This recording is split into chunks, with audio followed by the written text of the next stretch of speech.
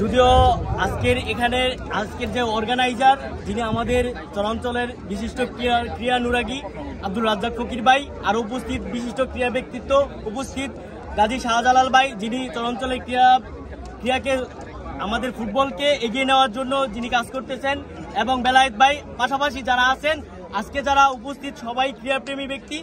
আমরা খেলাটাকে উপভোগ করব বুদিয়ামারা বা নজিরপুর, আমরা সবাই আত্মীয় স্বজন সবাই সাথে রিলেটিভ, আমরা চাই সুন্দর একটা খেলা উপভোগ করতে পারবো, এবং যারা অতিথি আছে তাদেরকে যেন সুন্দর একটা খেলা উপহার দিতে পারেন। আজকে একটা বিষয় বলার আছে, যেটা হচ্ছে মাদক মুক্ত একটি সুন্দর সমাজ গড়তে হলে সবাইকে ঐক্যবদ্ধভাবে যেভাবে আমরা ক্রীড়াঙ্গনে এক হয়ে যাই, ঠিক সামাজিক সমস্ত বিষয়ে সচেতন থেকে আমরা সবাই ঐক্যবদ্ধ থাকতে হবে।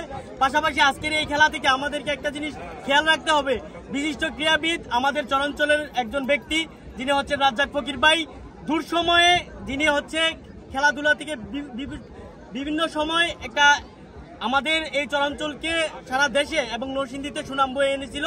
আমাদের আজকের এই টুর্নামেন্ট যদিও বুদিয়ামারা নজিরপুর গ্রাম দুই অঞ্চল, কিন্তু সবার মধ্যে যেন একটা ভালোবাসা বন্ধন থাকে, আশেপাশে যারা দর্শক আছে তারা যেন সুন্দরভাবে খেলাটা উপভোগ করতে পারে। প্লেয়ারদের প্রতি আমার অনুরোধ থাকবে, মাদক মুক্ত একটা সুন্দর সমাজ করুক। তারুণ্যের অহংকার যারা এখানে আছে, যারা এই খেলাটাকে উপভোগ করতেছে, সবাই ভালো থাকুক, সুস্থ থাকুক, এই কথা বলে আমার বক্তব্য শেষ করছি। আসসালামু আলাইকুম।